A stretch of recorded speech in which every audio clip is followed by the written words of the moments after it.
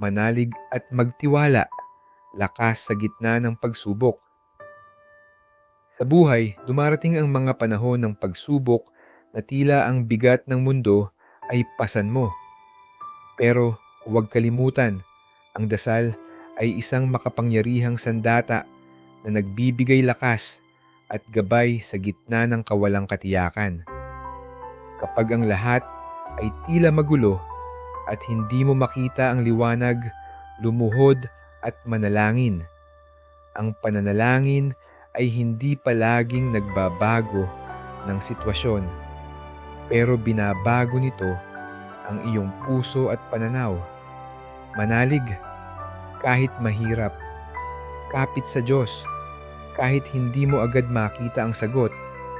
Tandaan, ang kanyang plano ay laging mas mataas kaysa sa ating inaakala.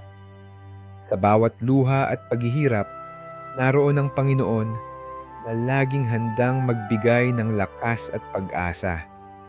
Hindi siya kailanman magkukulang, kaya't huwag mawalan ng pag-asa. Patuloy na manalangin, patuloy na kumapit, at patuloy na maniwala. Dahil ang pananampalataya ay nagbibigay daan sa mga himala. Please like and follow our page for inspirational and motivational videos. Thank you.